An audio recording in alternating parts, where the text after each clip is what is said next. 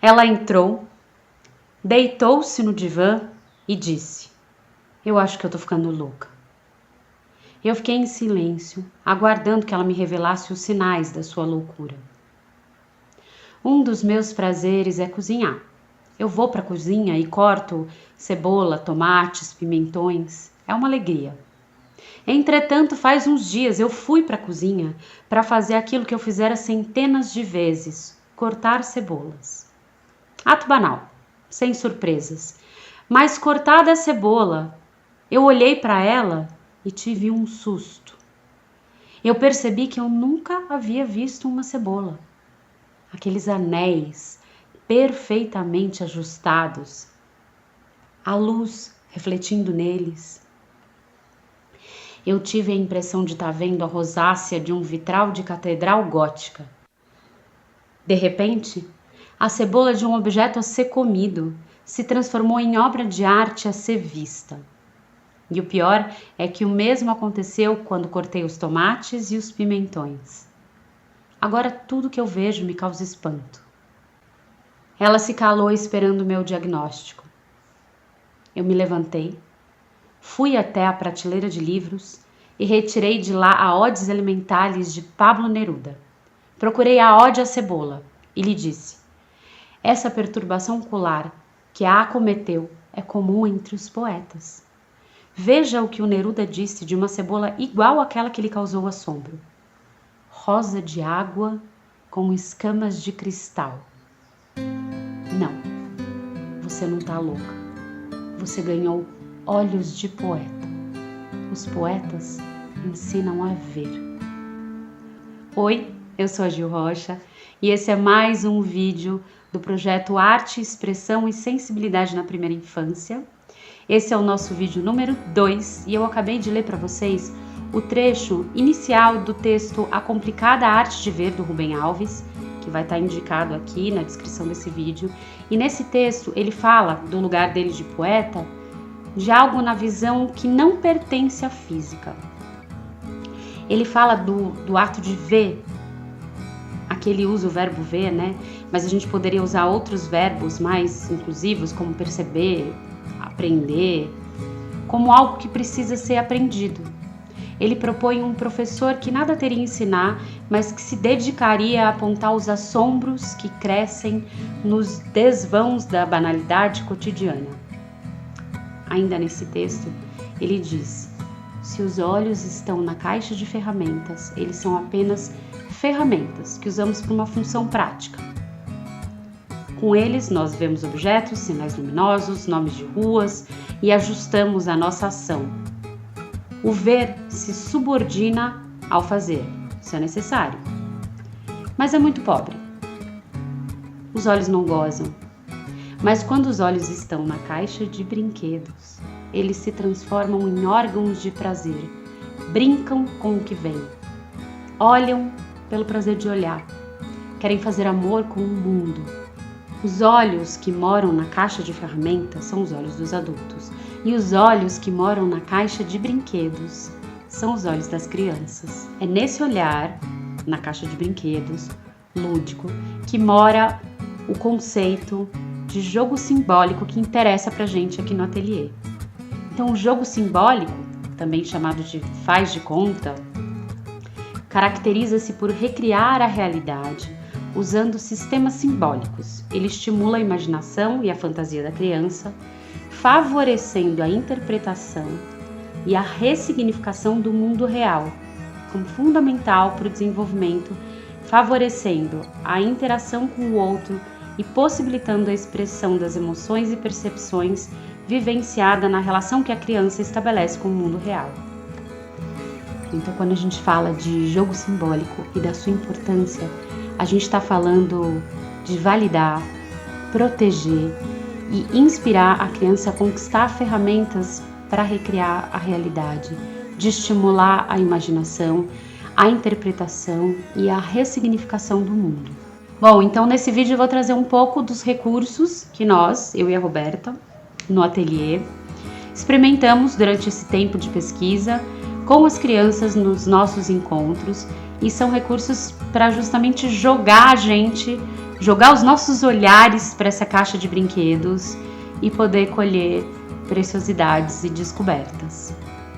Bom, a primeira coisa é a simplicidade como recurso estético. Então, trazer propostas que enalteçam a beleza do simples e do natural. As possibilidades são inúmeras, são 1000 caminhos que a gente pode, escolher para isso, mas eu vou trazer aqui algumas coisas que a gente experimentou muito com as crianças nos encontros, tanto nos virtuais como nos presenciais, que é a criação de história a partir de materiais coletados na natureza, sementinhas, pedras, graveto. E tem sempre um ventinho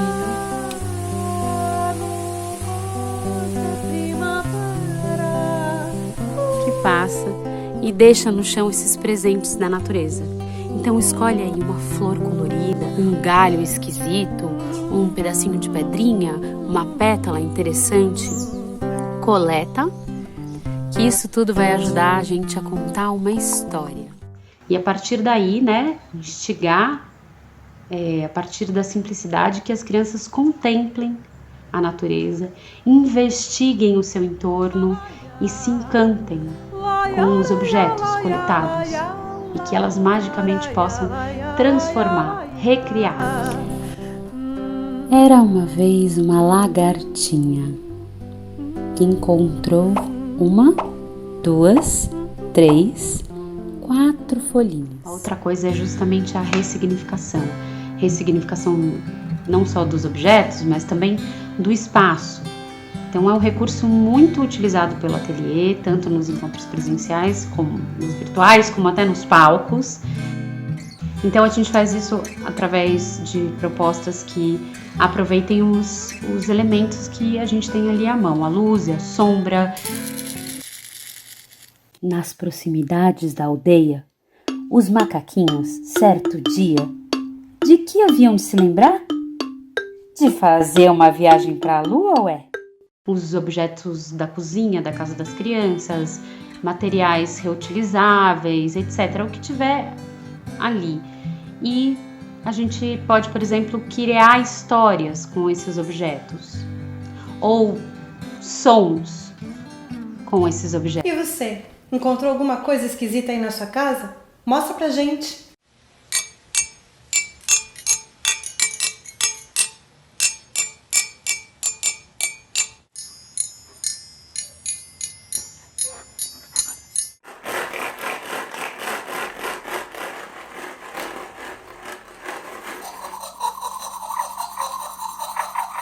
Um outro recurso interessante para a primeira infância são as brincadeiras que contemplam concretamente a experiência da construção. Por exemplo, fantoches, teatrinhos, instrumentos que de forma palpável as crianças possam construir com os acessórios, com os objetos que elas têm ali à mão. Isso é um recurso super interessante para servir de ponto de partida para iniciar um processo de criação mais abstrato, como, por exemplo, construir uma história, construir um personagem ou compor uma música. Então, por exemplo, você pode brincar de construir personagens com meias velhas, fantoches, e depois você nomeia eles e cria uma história para eles.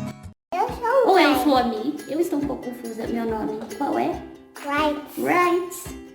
Alright. Tudo bem com você? Ou então, com os objetos que você tem ali, você constrói instrumentos, descobre uns sons e depois você toca esses sons em conjunto com as crianças. Você já pensou transformar som esquisito em música? A minha banda é esquisita, tá? Mas não é tanto se você notar. É muito som que sai de lararaia. É tanta história pra contar. Outro dia lá em casa ouvi um som que me fez imaginar uma canção. Um outro recurso que eu acho importantíssimo é proporcionar uma vivência de qualidade como espectador para a criança.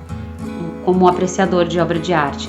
A gente faz muito isso, por exemplo, através da contação de histórias, de pequenas histórias, que tenham um tempo que as crianças ali, na idade delas, consigam se aquietar para escutar, mas que não venha cheia de imagens prontas, que deem espaço para que elas possam completar com a imaginação delas.